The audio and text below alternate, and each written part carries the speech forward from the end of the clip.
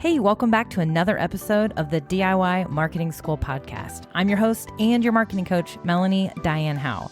And today, I'm going to tell you why you shouldn't jump off a bridge, or why maybe you should.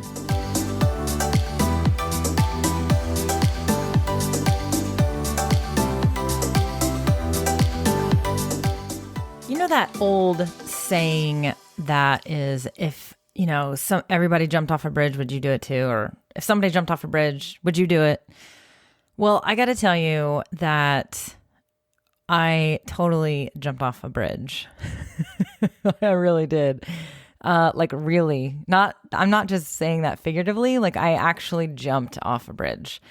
So quick backstory. My daughter and I were on vacation, and we were with a bunch of friends and family, and it was in Lake Norris, Tennessee.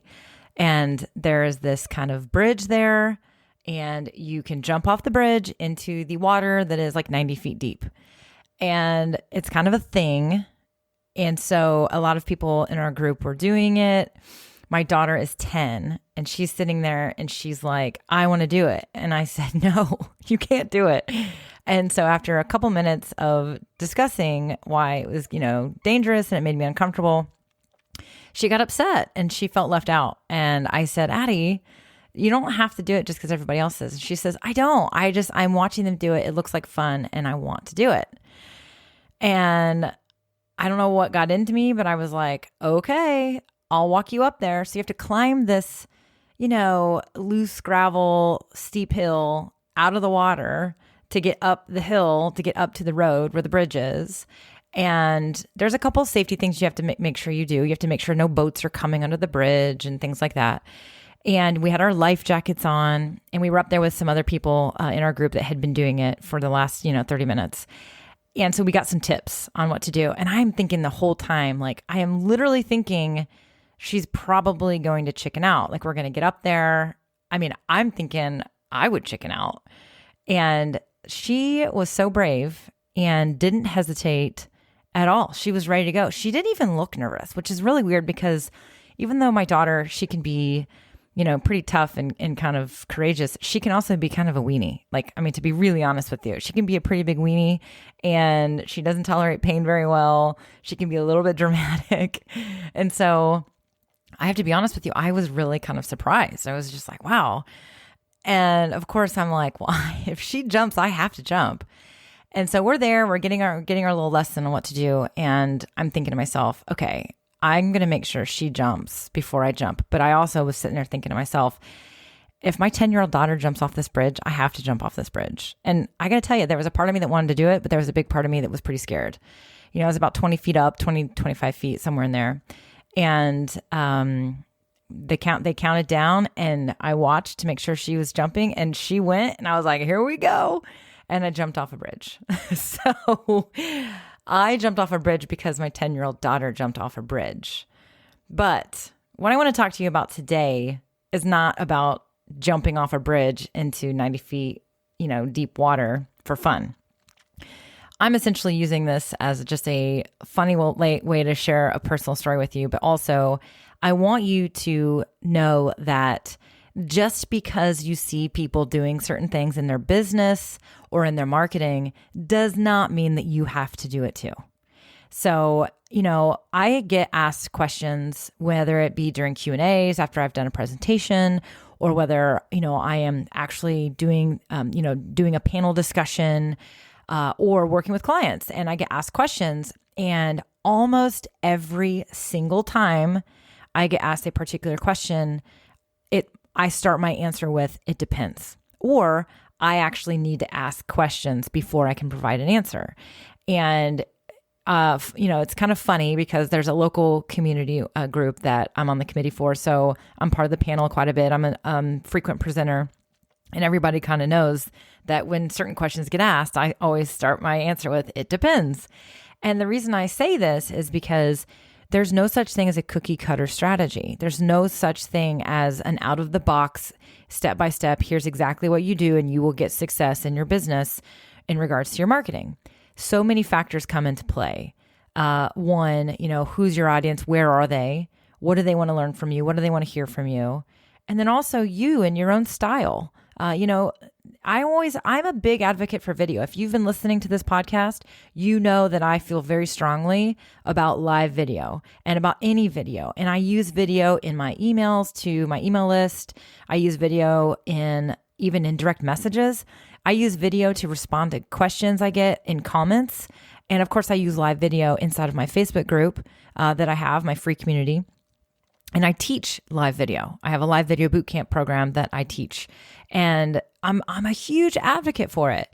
But I also know that not everyone is going to be able to use video in their marketing. And so before you sit there and think, oh, I get a get out of jail free card now, Melanie's telling me I may not have to do video. Here's the deal. It's impactful. It's powerful. It can make a big difference in your marketing.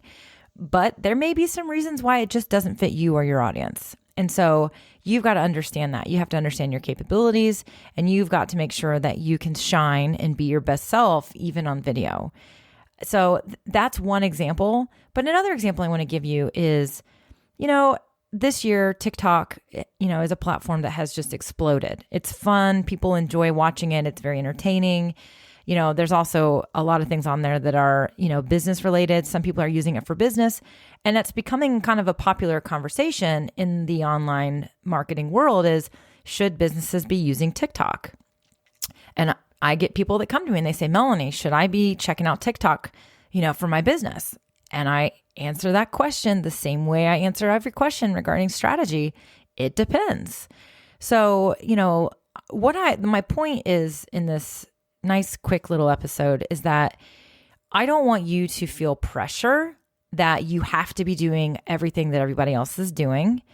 But I also want you to make sure that when you are looking at new options and you are looking to innovate and evolve your marketing efforts, that you are considering the strategy. It's got to fit. It's got to align with your goals, and it's got to align with you and your style of your business and your personal style and your personal brand. And then, of course, it has to align with your audience. These formats and these channels and these platforms have different people on them. So the people on TikTok may not be on Facebook, and maybe your audience, you're having a hard time finding your audience on Facebook. Well, maybe they're on TikTok. And if that's the case, and if you can create short, fun, engaging little videos that are, fairly entertaining, educational, and, I'll say, I don't want to say binge worthy, but you can't just go up there and put some plain and simple video on TikTok. That's not really the style or culture of the platform. But if that's where your audience is and you can create this content, then yes, give it a shot. Check it out. I want you to try it. Same thing with Instagram. I get asked all the time, well, do I have to use Instagram? Well, you don't have to do anything. But if that's where, most of your audience is wanting to be and hang out with you, then maybe you should put more efforts into Instagram. LinkedIn, same thing, all that stuff. I just want you to remember that you don't have to be everywhere.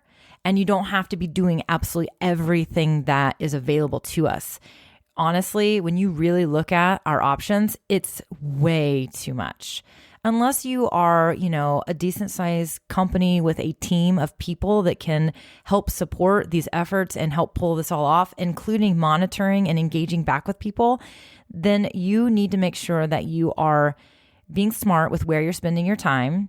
And instead of, giving all these different channels 20% of your effort, I rather you give two channels, one channel, 90 to 100% of your effort, right? And do a better job, narrow in that focus. We don't have to go wide. I rather you go deep.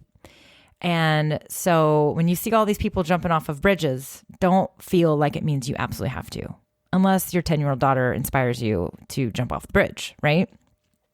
But here's the other thing I want to say. Don't use what I'm telling you now as an excuse to stay comfortable. I do want you to always be exploring new options as well as, just the updates that the platforms are providing to us. So, recently Facebook has updated their desktop platform, their user interface. And a lot of people they tried it, but they already said, no, I want to go back to the old version. And I think that part of that is, yes, it's different. It looks different and it takes a minute to get used to, but there are some improved aspects to the new layout. So sometimes change can be hard. It can be, distracting or discombobulating, but sometimes change is really good. So you've got to find the balance of my message today. And essentially I'm saying, don't feel the pressure to jump on every bandwagon you see, but also don't ignore all the opportunities that are being presented to us.